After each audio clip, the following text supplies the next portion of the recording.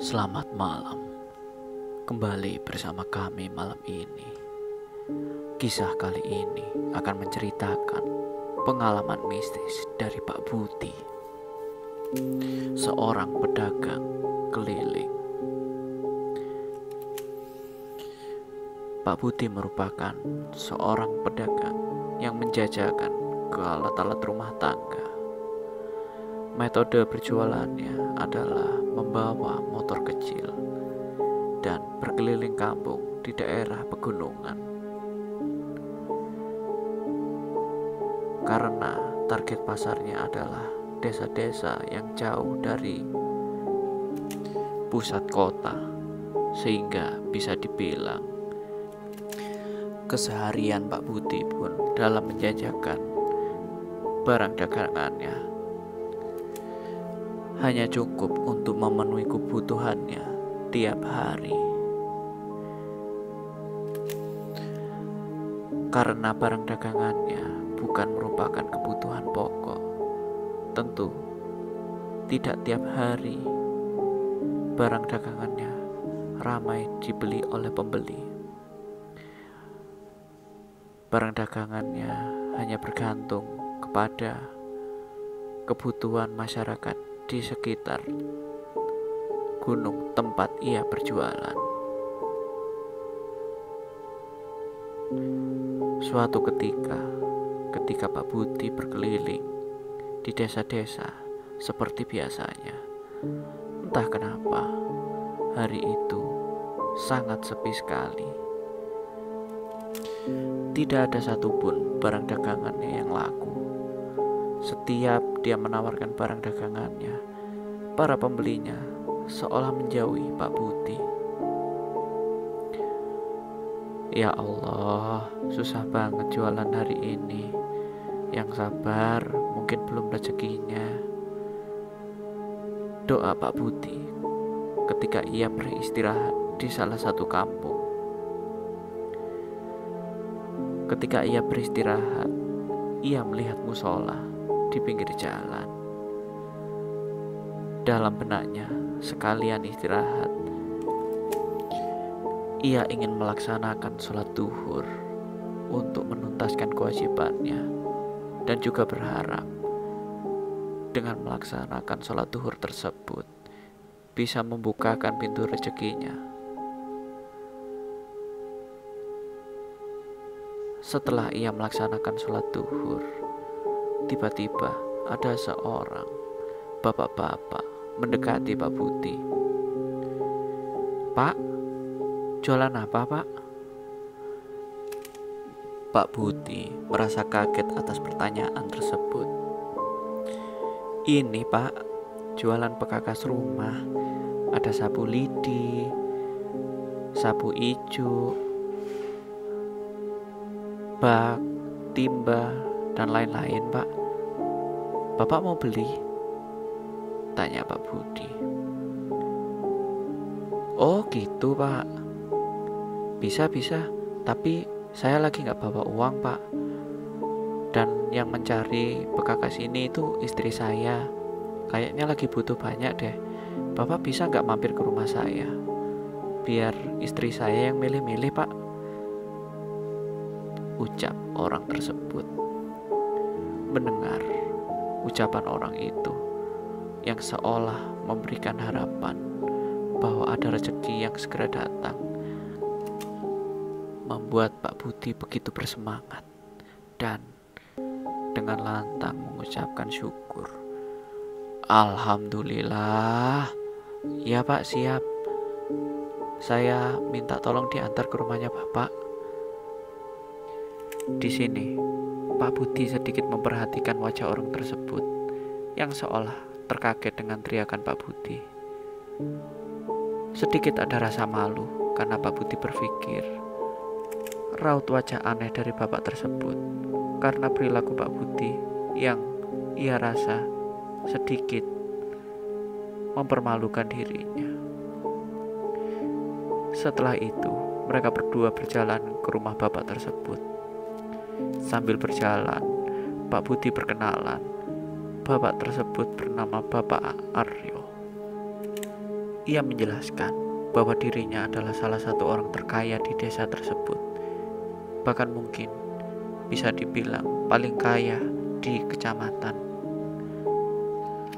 Klaim yang membuat mata Pak Budi berbinar-binar.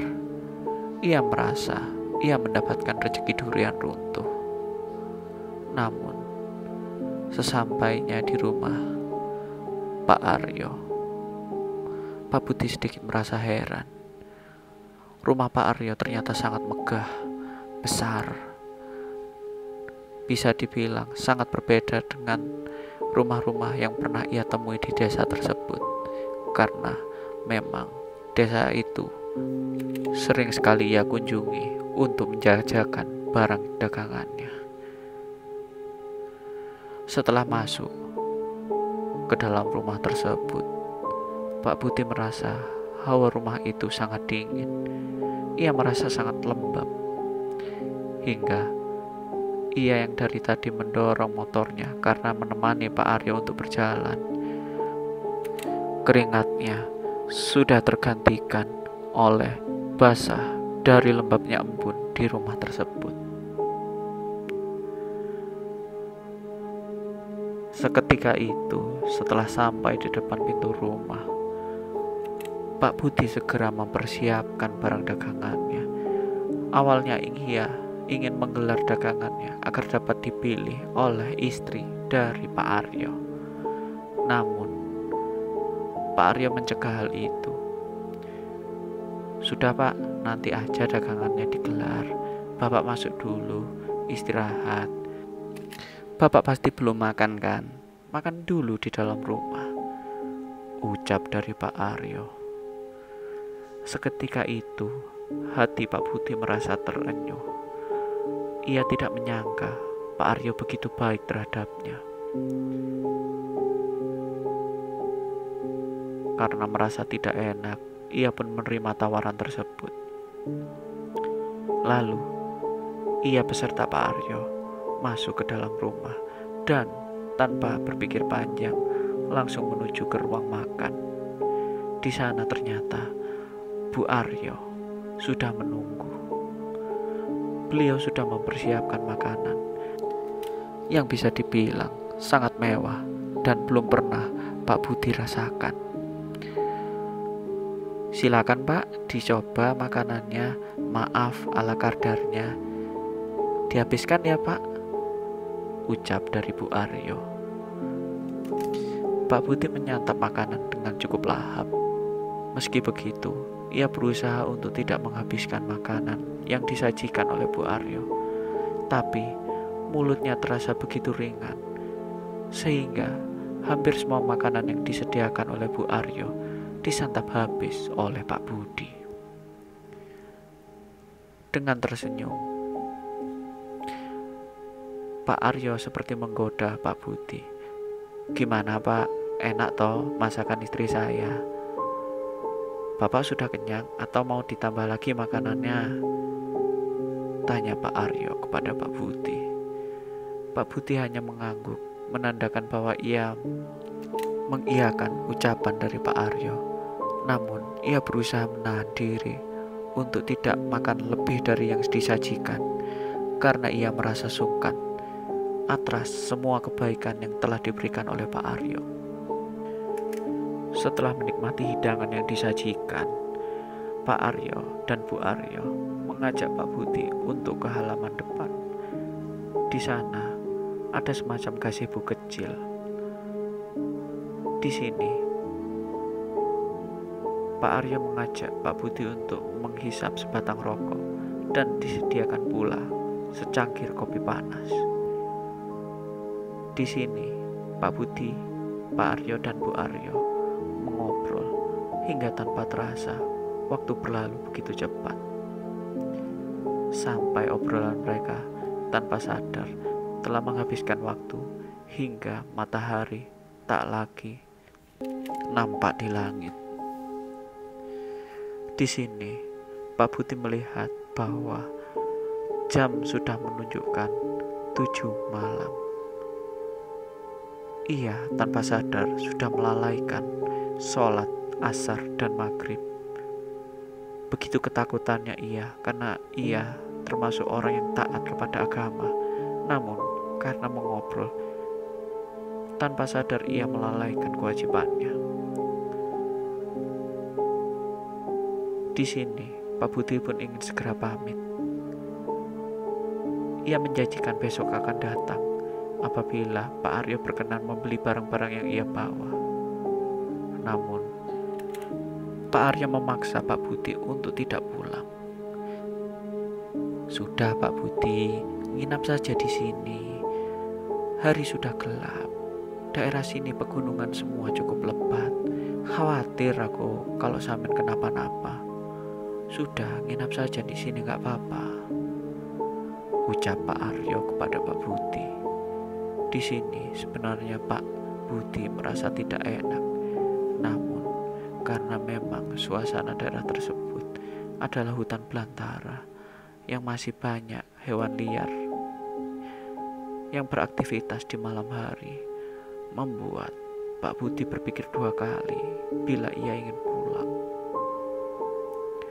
Setelahnya, ia meminta izin untuk mengabari orang yang ada di rumah menggunakan telepon yang ada di rumah Pak Aryo. Pak Aryo mengizinkan Pak Budi untuk berpamitan. Menggunakan telepon kabel yang ada di bagian depan rumah, Pak Budi pun segera menelpon istri dan mengabari bahwa mungkin ia tidak akan pulang malam ini karena ia sudah terlalu malam dan ia menginap di rumah teman. Setelahnya, Pak Aryo segera pergi ke atas untuk mempersiapkan kamar tidur Pak Budi.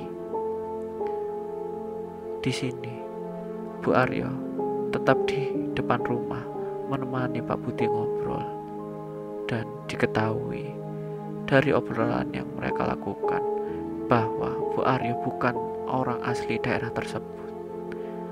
Ia merupakan orang dari daerah yang bisa dibilang cukup jauh. Belum selesai mereka mengobrol, ternyata Pak Aryo sudah kembali dan mempersiapkan kamar Pak Budi. Karena dirasa mereka ngobrol terlalu lama, Pak Aryo segera mempersilahkan Pak Budi untuk naik istirahat di dalam kamar yang sudah disediakan.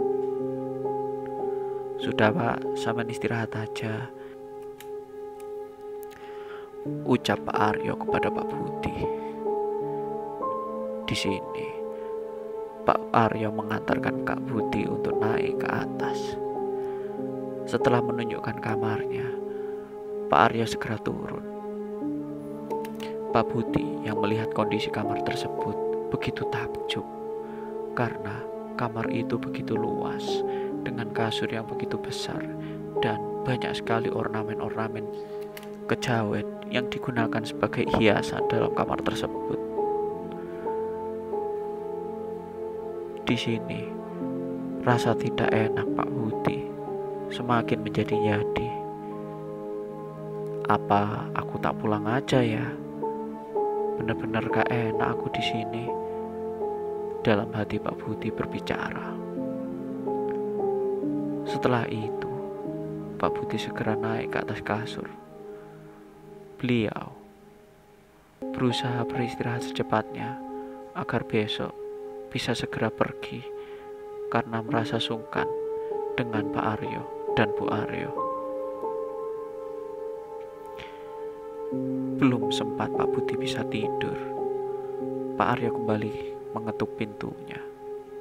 Di sini Pak Aryo tiba-tiba mengatakan, "Pak Budi, mohon maaf sekali. Saya ini ada pekerjaan mendadak yang harus saya kerjakan. Di sini nanti kayaknya bapak saya tinggal di rumah sendirian deh.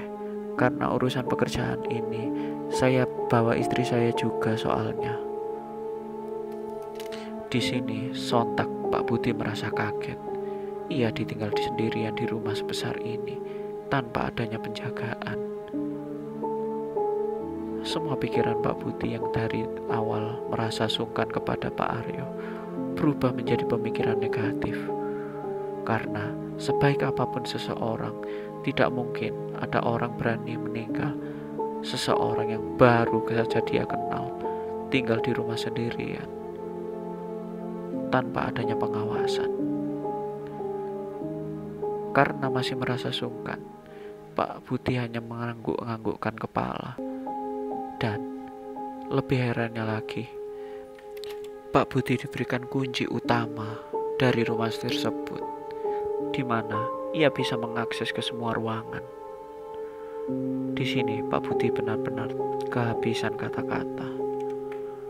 Seolah sangat terburu-buru, Pak Aryo segera pergi meninggalkan Pak Budi dan berpamitan. Setelah melihat perilaku Pak Aryo yang aneh, Pak Budi jadi was-was. Tapi ia juga merasa bahwa tidak enak untuk meninggalkan rumah tersebut dalam keadaan kosong. Alhasil, dia memaksakan diri untuk segera tidur. Di sini, Pak Budi hanya bisa merasakan hawa kamar menjadi sangat panas. Ia pun menurunkan suhu dari pendingin ruangan ke tingkat maksimal. Namun, ia tetap merasa sangat kepanasan. Di sini ia mulai merasa bahwa ada yang tidak beres. Di sini ia baru mengingat bahwa sebenarnya ia belum melaksanakan sholat. Ia pun segera mengambil air wudhu dari kamar mandi yang ada di dalam kamar tersebut. Ia pun segera melaksanakan sholat dan mengganti sholat-sholat yang tidak sengaja tertinggal ketika ia sedang mengobrol. Ia memohon ampunan kepada Yang Maha Kuasa dan meminta bantuan apabila ini akan menjadi cobaan yang harus ia lalui. Karena gerahnya, setelah melakukan sholat, Pak Budi pun segera melepas bajunya. Namun, entah dapat bisikan dari mana, ia seperti dilarang untuk menggantungkan bajunya. Dan ia mendapat perasaan bahwa sebaiknya ia kembali mengenakan baju yang ia pakai dalam kondisi terbalik, di mana depan dijadikan belakang dan belakang dipakai di depan. Tak berhenti di situ, karena merasa tidak nyaman melihat kasur yang ia akan tiduri, maka Pak Budi dengan sengaja membalikkan posisi dari kasur tersebut, di mana bagian bawah kasur dibalik menghadap atas. Dan karena merasa masih kurang aman, Pak Budi memilih untuk tidur di kolong kasur tersebut. Tak berapa lama, tanpa dirasa jam sudah menunjukkan pukul 11:30 malam. Di sini Pak Budi merasa hawa makin terasa sangat panas. Dan tiba-tiba terdengar suara gemerincing lonceng sapi yang sangat keras. Pak Budi yang merasa sangat kaget karena tidak mungkin rumah semewah ini memiliki peliharaan sapi. Ia pun hanya bisa memanjatkan doa dalam hati dan merapalkan doa tersebut sebisanya. Tiba-tiba, setelah suara gemerincing lonceng sapi itu terdengar, Pak Budi mendengar suara pintu terbuka. Dari sela-sela kolong meja, Pak Budi bisa melihat ada satu orang memiliki kaki yang sangat besar dan hitam, serta menggunakan lonceng sapi di pergelangan kakinya. Dari suara langkahnya yang begitu berat, Pak Budi menyadari bahwa yang ada di hadapannya ini bukanlah manusia. Begitu ketakutannya hingga ia tidak sadar menghentikan doanya dan menutupi mulutnya dengan kedua tangannya, dengan harapan makhluk tersebut tidak bisa mendengarkan suara yang keluar dari Pak Budi. Pak Budi bisa melihat dengan jelas bahwa Kaki tersebut mengelilingi kamar seolah mencari sesuatu. Cukup lama makhluk dengan kaki hitam dan berlonceng kalung sapi mengelilingi kamar. Sepertinya setelah ia merasa bahwa barang yang cari tidak ditemukan, Pak Budi mendengar bahwa makhluk tersebut berkeriak dengan kencang dan pergi keluar kamar. Pak Budi tidak bisa menutupi bahwa ia sangat ketakutan malam itu, hingga ia tidak bisa tertidur sama sekali. Ia terjaga semalaman, seolah takut makhluk tersebut kembali lagi. Sampai ketakutan Pak Budi dibuyarkan oleh berkokoknya ayam jago. Di sini ia menyadari bahwa hari sudah masuk, waktu subuh. Ia pun segera bergegas mengambil air wudhu, lalu pergi ke bawah. Di sini, ia begitu kaget melihat Pak Aryo dan Bu Aryo duduk santai di depan teras tempat tadi mereka mengobrol.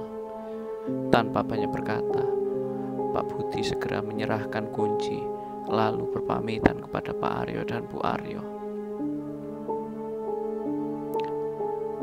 Malam itu menjadi pengalaman yang sangat mengerikan bagi Pak Budi. Setelah itu, beberapa hari, Pak Budi kembali lagi ke desa tersebut. Di sini, ia mendengar bahwa ada kabar yang tidak mengenakan. Ia menyadari bahwa Pak Aryo dan Bu Aryo ditemukan meninggal dunia beberapa jam setelah Pak Budi pergi. Dia ditemukan oleh tukang yang memang dipanggil oleh Pak Aryo dan Bu Aryo untuk membetulkan salah satu kamar yang ada di rumah tersebut. Jenazahnya dalam kondisi yang tidak baik-baik saja. Dikabarkan bahwa Pak Aryo dan Bu Aryo seperti diterkam oleh hewan buas. Di sini, Pak Budi mulai berpikir, adakah hubungannya kematian Pak Aryo dan Bu Aryo dengan makhluk yang datang ke kamarnya pada malam hari itu. Dan mungkin yang menyebabkan selamatnya Pak Budi adalah kewajiban yang tidak pernah ia tinggalkan kepada Yang Maha Kuasa.